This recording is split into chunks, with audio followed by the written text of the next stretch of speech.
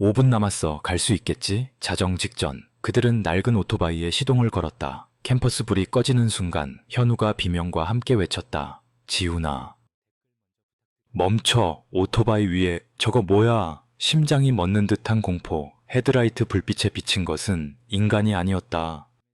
쌀쌀한 11월의 서울밤, 홍익대학교 연례창작축제에 떠들썩한 열기가 서서히 식어가고 있었다. 응용미술학과 3학년인 지훈과 현우는 학과에서 운영하는 주점의 마지막 당번을 막 끝낸 참이었다. 손님들에게 급히 만들어 돌린 칵테일의 남은 기운에 살짝 취기가 오른 채 두 사람은 병이며 남은 음식, 장식 소품 따위의 난장판을 빨리 치우고 기숙사로 돌아가 잠들고 싶을 뿐이었다. 학교 규율은 엄격했다. 밤 12시 정각이면 정문과 경비실 구역을 제외한 캠퍼스 내 모든 공공 조명 시스템이 꺼졌다. 정당한 이유 없이 그 시간 이후 밖에 돌아다니다 학생자치위원회에 걸리면 이름이 적히고 가벼우면 견책, 심하면 부모님 호출이었다. 지훈과 현우 같은 3학년에게 징계는 졸업 후 취업 서류에 검은 얼룩이나 다름없었다. 1학년들은 먼저 들어가 지훈이 테이블과 의자를 정리하던 후배들에게 말했다. 나랑 현우 형이 이거 마저 정리하고 갈게. 같은 방 친구이자 보지 말아야 할 것을 보는 능력으로 학과에 소문난 현우는 두꺼운 외투를 입었음에도 살짝 몸을 떨었다.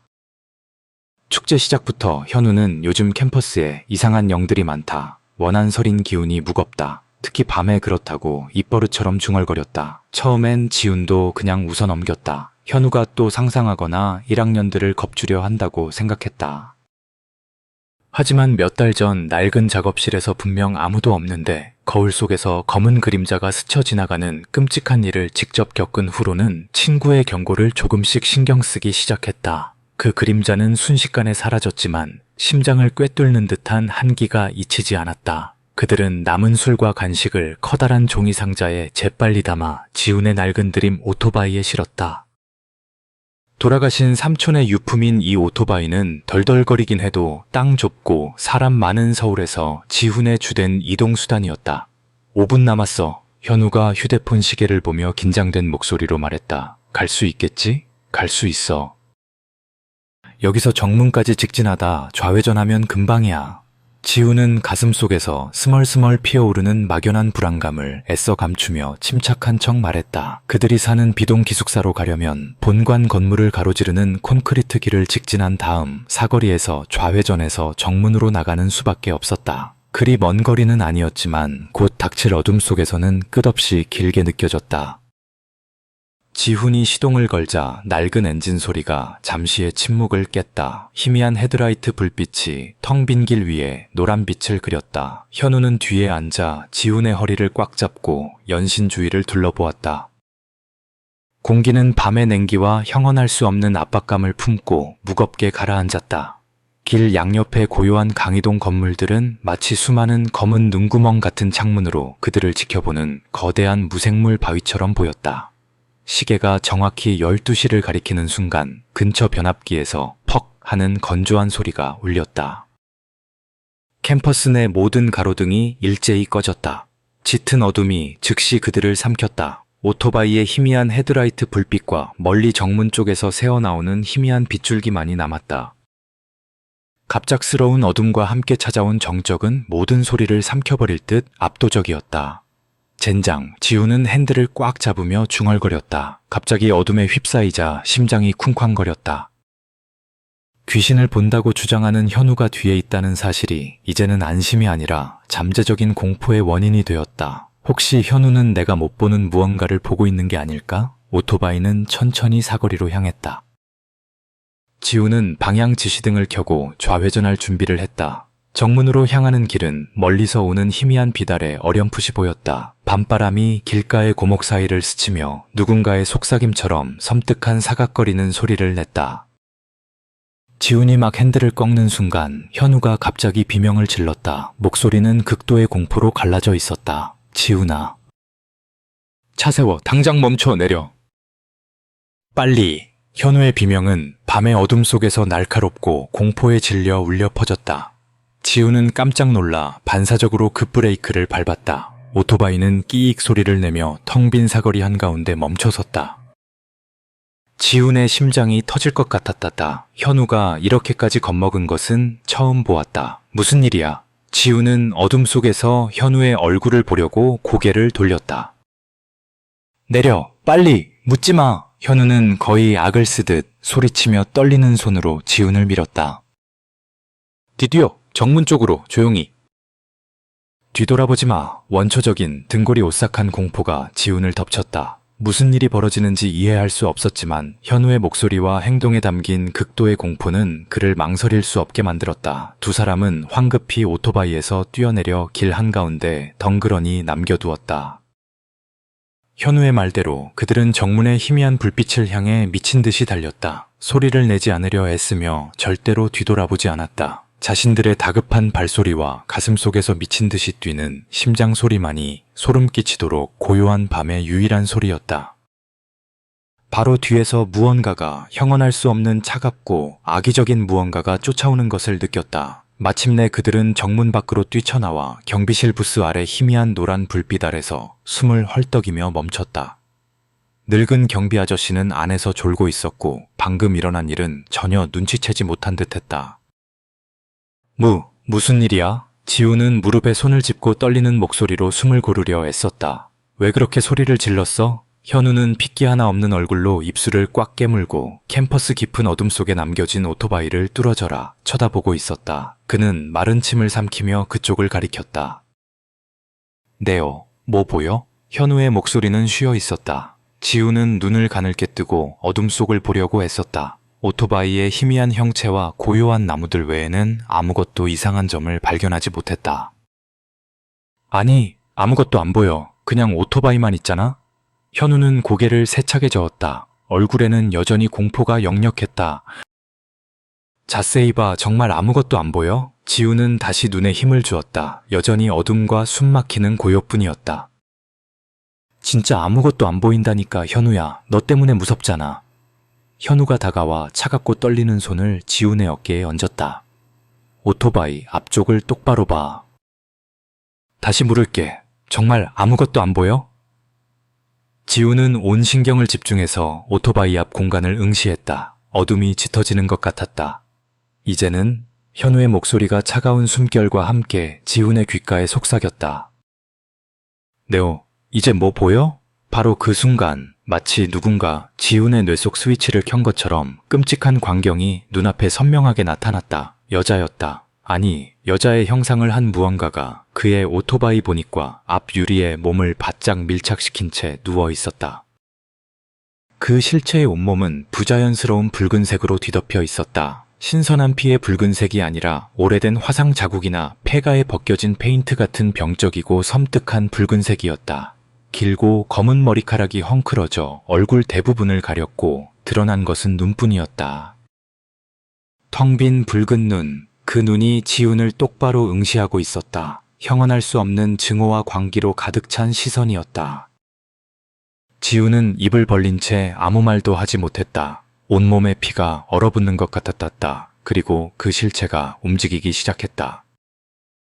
그것은 천천히 오토바이에서 내려왔는데 일어서는 방식이 아니라 극도로 기괴한 자세였다. 두 손과 두 발을 땅에 짚고 등은 하늘을 향해 거꾸로 휘어 있었으며 머리는 뒤로 젖혀져 긴 머리카락이 길바닥을 쓸었다. 그것은 거꾸로 기어 그들에게 다가왔다.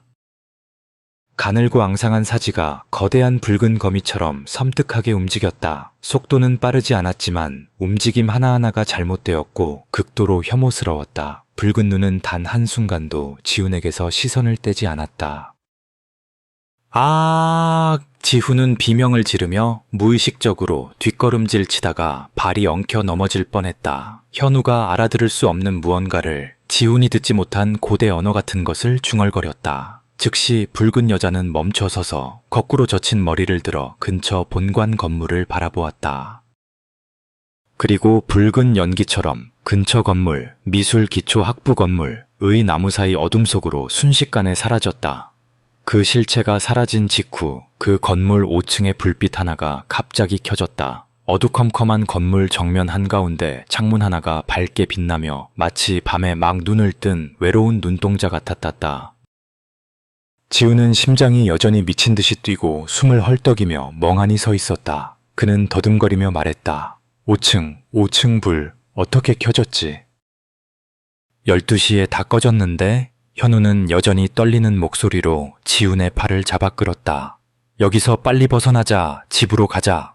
그들은 다시는 뒤돌아보지 않고 오토바이와 5층 불빛의 미스터리를 뒤로 한 채 서둘러 정문을 벗어나 한밤중 도시의 드문 차량 행렬 속으로 뛰어들었다. 방금 겪은 공포와 붉은 여자의 잊히지 않는 이미지를 안고서 가장 큰 의문은 여전히 남아있었다. 그것은 무엇인가? 그리고 왜 지훈을 뚫어져라 쳐다보았는가? 다음 날 지훈과 현우는 전날 밤의 공포에서 벗어나지 못했다. 오토바이는 다행히 축제 지원을 나온 다른 과 선배가 발견해 지훈의 자취방 근처에 가져다 놓았지만 두 사람은 그 근처에도 가고 싶지 않았다. 지훈은 그 붉은 여자의 형상이 뇌리에 박혀 잠을 설쳤다. 그 여자 분명 미술기초 학부 건물과 관련 있을 거야. 현우가 퀭한 눈으로 말했다. 그의 목소리에는 평소의 장난기 대신 깊은 불안감이 서려 있었다. 그 건물 5층, 예전에 회화과 여학생이 자살했다는 소문이 있었어. 붉은색에 집착했다고 하던데 이름이 박서연이었던가. 지우는 소름이 돋았다. 붉은색에 집착한 여자, 붉은 형체의 귀신, 너무나 섬뜩한 우연이었다. 우리가 뭔가 알아내야 해. 안 그러면 계속 시달릴 거야. 어젯밤 그 눈빛 잊을 수가 없어. 나를 똑바로 알아. 그 기운 보통이 아니었어. 엄청난 원한이야. 그들은 용기를 내어 미술기초 학부 건물로 향했다. 낮이었지만 건물 안은 어둡고 싸늘했다. 5층 복도 끝 낡은 회화과 작업실 문은 굳게 닫혀 있었다. 지우는 몇 달 전 바로 이 작업실 구석의 낡은 사물함에서 무언가를 만졌던 기억을 떠올렸다. 그때는 별 생각 없이 지나쳤지만 지금은 그 기억이 불길하게 다가왔다. 저기 사물함, 그때 내가 안에서 붉은색 털실 뭉치를 본 적이 있어. 되게 낡았는데 색깔만 유독 선명했어. 이상해서 잠깐 만져봤다가 다시 넣어뒀는데. 둘은 마른 침을 삼키며 삐걱거리는 사물함 문을 열었다. 먼지 쌓인 물감 튜브와 낡은 붓들 사이 손대기 꺼려질 정도로 선명하고 기괴한 붉은색 털실 뭉치가 음침한 빛을 내뿜고 있었다. 현우가 조심스럽게 그것을 집어들자 털실 사이에서 아주 작게 여러 번 접힌 누런 종이 쪽지가 툭 떨어졌다. 그 애가 가져갔어. 종이에는 마치 손톱으로 긁어새긴 듯 떨리는 글씨로 그렇게 적혀 있었다.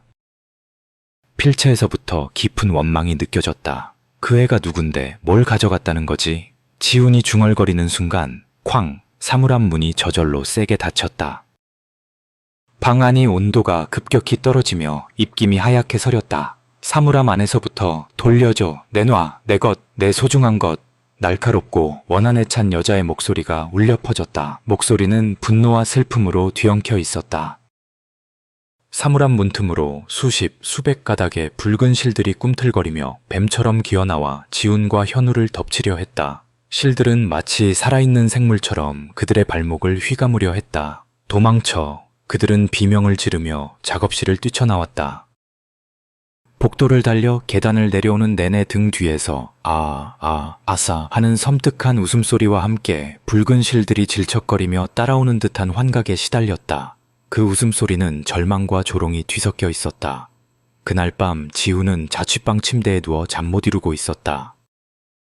창밖은 칠흑 같은 어둠. 그때 베란다 창문에서 슥 하고 무언가 날카로운 것으로 유리를 긁는 소리가 들렸다. 심장이 바닥까지 떨어지는 듯했다.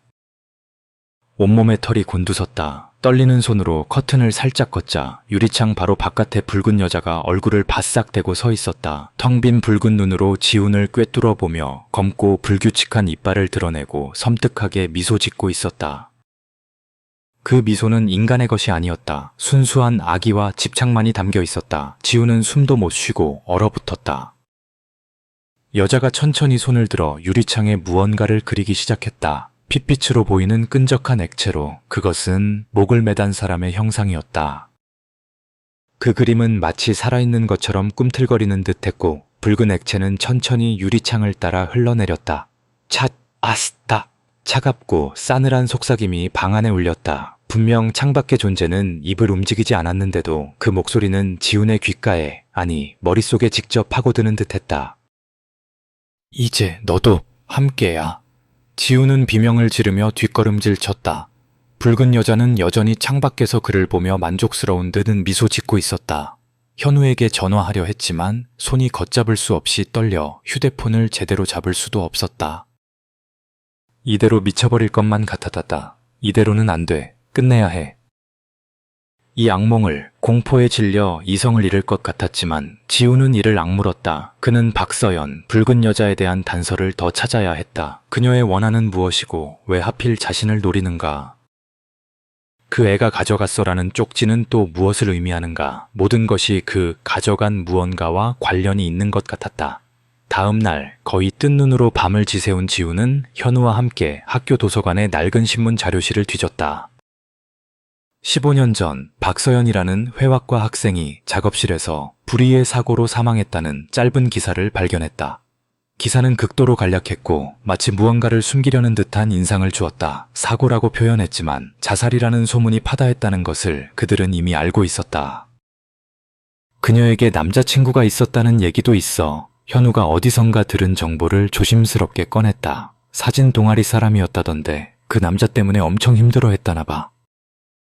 그 남자가 서연 씨에게 아주 중요한 걸 가져갔다는 소문도 있었고 그들은 수소문 끝에 당시 사진 동아리 담당 교수였던 은퇴한 박 교수를 찾아냈다. 노 교수는 작은 아파트에서 홀로 지내고 있었고 박서연의 이름을 듣자 그의 눈에 깊은 슬픔과 함께 어떤 그림자가 스쳐 지나갔다. 서연이 박서연 학생 말이군. 교수는 한숨을 내쉬었다.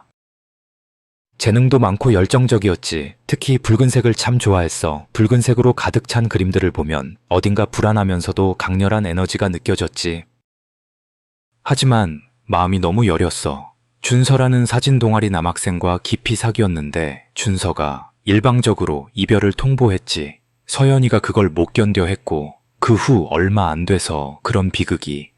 준서, 그 사람이 그 애일까요? 지훈이 떨리는 목소리로 물었다.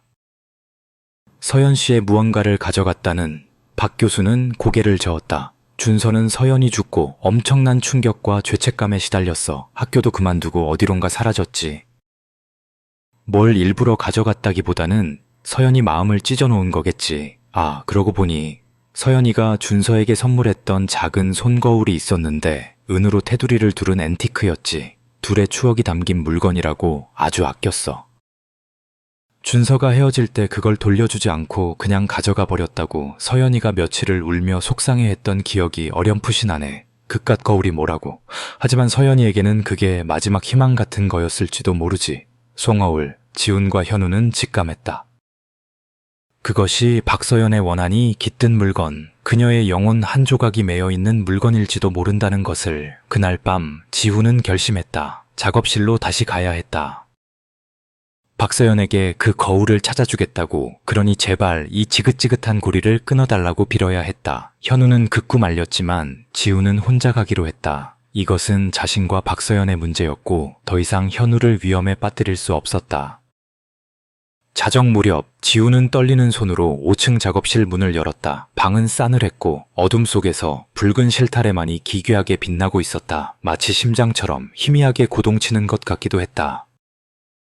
박서연 씨, 나와요. 당신의 원한 이제 알 것 같아요. 그 거울 제가 어떻게든 찾아볼게요. 그러니 제발 저를 놓아주세요. 지훈의 말이 끝나기도 전에 사물함이 격렬하게 흔들리며 그 안에서 박서연의 형상이 천천히 떠올랐다. 이번에는 붉은 기운이 이전보다 더욱 강렬하고 불안정했다. 그녀의 눈은 핏빛 증오로 불타올랐고 머리카락은 분노한 뱀처럼 꿈틀거렸다. 거짓말, 또 거짓말이야. 그녀의 목소리가 지훈의 머릿속을 찢을 듯 울렸다. 너희들은 다 똑같아. 날 속이고 내 것을 빼앗고. 그 애도 그랬어. 내 마지막 희망을, 내 마음을 가져가 버렸어. 붉은 실들이 사방에서 지훈을 향해 폭풍처럼 날아들었다. 피할 곳이 없었다. 실들이 온몸을 감자숨이 막히고 뼈가 으스러지는 듯한 고통이 밀려왔다. 의식이 흐려지려는 순간 지훈은 마지막 힘을 다해 소리쳤다. 할머니가 오래전 위험할 때 지니고 있으라며 주셨던 이제는 까맣게 변색된 작은 은펜던트를 무의식적으로 움켜쥐었다. 아니에요. 진심이에요. 제발 믿어줘요. 당신의 고통을 이제야 알겠어요. 그 순간 지훈의 목에 걸려있던 그가 잊고 지냈던 작은 은펜던트에서 부드럽지만 강한 푸른빛이 새어나왔다. 붉은 실들이 일순주춤하며 뒤로 물러서는 듯했다. 박서연의 일그러진 얼굴에 잠시 혼란과 고통 그리고 아주 희미한 그리움 같은 표정이 스쳤다. 그녀의 거친 숨소리가 잦아들었다. 이 빛은 그녀의 목소리가 처음으로 증오가 아닌 다른 감정으로 흔들렸다. 지훈은 그 틈을 놓치지 않고 절박하게 말했다. 당신의 고통, 진심으로 이해해요. 그가 당신에게 얼마나 큰 상처를 줬는지. 하지만 이렇게 원한에 휩싸여 있으면 당신도 다른 사람도 영원히 불행해질 뿐이에요. 제발, 이젠 그를 용서하고 당신 자신을 놓아주세요. 박서연의 핏빛 눈에서 검붉은 눈물이 쉴 새 없이 흘러내렸다. 그녀를 감싸던 맹렬한 붉은 기운이 격렬한 불꽃이 사그라들듯 서서히 옅어지기 시작했다. 그녀의 형상도 점차 투명해지며 끔찍했던 붉은빛 대신 창백하지만 슬픈 본래의 모습으로 돌아오는 듯했다. 너무 오래, 너무 외롭고 추웠어. 한설인 절규가 아닌 길고 긴 악몽에서 깨어난 아이의 흐느낌 같은 희미한 속삭임과 함께 그녀의 모습은 완전히 사라졌다.